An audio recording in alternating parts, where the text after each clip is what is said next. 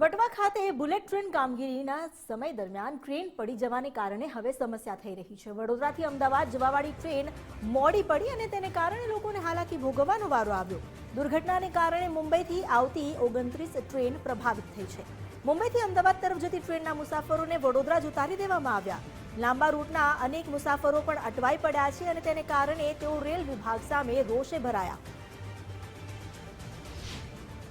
અમદાવાદના વટવા ખાતે જે રીતે ટ્રેનની દુર્ઘટના ઘટી ને ત્યારબાદ જે મોટી ખૂબ ટ્રેનો છે તે પ્રભાવિત થઈ છે। ખાસ કરીને વાત કરીએ તો જે મુસાફરો છે તે પણ ક્યાંક ને ક્યાંક પ્રભાવિત થયા છે, કારણ કે મુંબઈથી આવતી જે તમામ અમદાવાદ તરફની જતી ટ્રેનો છે તેને રદ કરવામાં આવી છે।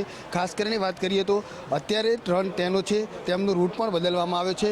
અમુક ટ્રેનો છે તે રદ પણ કરવામાં આવી છે। તેને જ લઈને વડોદરા ખાતે હેલ્પ સેન્ટર છે તે શરૂ કરવામાં આવ્યું છે। મુસાફરોને પણ ક્યાંક ને ક્યાંક અટવાયેલા છે તે જોવા મળી રહ્યા છે।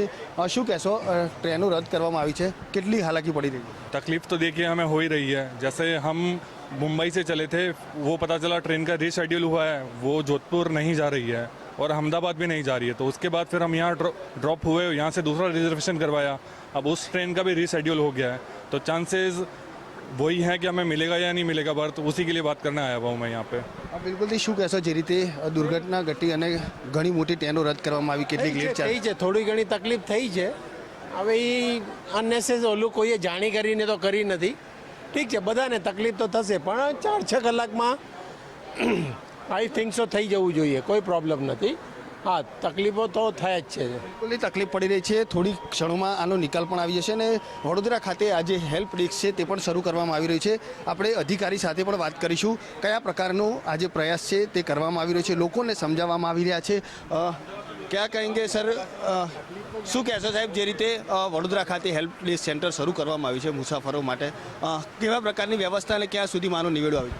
પેસેન્જરોને વિગતસર ગાઈડન્સ આપવામાં આવી રહ્યું છે અને જે રૂટ્સ બંધ છે એ રૂટ્સનું કામ ચાલુ છે અને આપણે આશા છે કે થોડા ટાઈમમાં લાઈન ચાલુ થઈ જશે અને પેસેન્જરોને જે તે અમુક ટ્રેન ડાયવર્ટ કરેલી છે એ પણ પેસેન્જરોને વિગતો આપવામાં આવી રહી છે અને રેલવે વિભાગ એમને મેસેજીસ પણ પહોંચાડી રહ્યું છે। કેટલા કલાકોમાં આનો નિવેડો આવી જશે, કારણ કે મુસાફરો અટવાય? હા, ટૂંક સમયમાં ચાલુ થઈ જશે એવી આશા છે। સમયમાં ચાલુ થઈ જશે તેવી આશા છે। આપ જોઈ શકો છો તે રીતે મુસાફરો છે તે પણ અહીંયા પૂછપરછ માટે આવી રહ્યા છે। ખાસ કરીને વાત કરીએ તો શું કહેશો, જે રીતે ટ્રેનો રદ થઈ છે કેટલી તકલીફ પડી રહી છે? જબરજસ્ત તકલીફ પડી છે। હું સવારનો 6 વાગ્યાનો છું, અહીંયા અમારી સાથે 10-12 માણસો છે। આ લોકો એનાઉન્સ પણ નથી કરતા કે કારણ શું છે, એમ કેટલી લાપરવાહી છે રેલવેની। અહીંયા અનેક વાર પૂછો તો કે બેસો, એનાઉન્સ થશે, પ્લેટફોર્મ ભરે છે, એટલે પેસેન્જરોની હાલત બહુ જ ખરાબ છે, બહુ જ ખરાબ છે। રેલવે વિભાગ તરફથી અત્યાર સુધી કોઈ પણ પ્રકારની જાણ છે તે કરવામાં નથી આવી। મુસાફરો છે તે મુશ્કેલીમાં મુકાયા છે, કારણ કે મોડી રાતથી જ આ ટ્રેનો છે તે અહીંયા રોકી રાખવામાં આવી છે, અથવા તો અમુક ટ્રેનોના રૂટ છે તેને ડાયવર્ટ પણ કરવામાં આવે છે। સાથે સાથે મુંબઈથી આવતી જે કેટલીક ટ્રેનો છે તે મોડી પણ ચાલી રહી છે, તેને જ લઈને હાલ વડોદરા જે રેલવે સ્ટેશન છે ત્યાં હેલ્પ સેન્ટર પણ શરૂ કરવામાં આવ્યું છે। પરંતુ ક્યાંક ને ક્યાંક જે રીતે મુસાફરોમાં રોષ જોવા મળી રહ્યો છે કે રેલવે વિભાગ દ્વારા કોઈ પણ પ્રકારની જે જાણકારી છે તે નથી આપવામાં આવી અને તેને જ લઈને વડોદરાનું જે રેલવે સ્ટેશન છે ત્યાં મુસાફરો અટવાયા છે।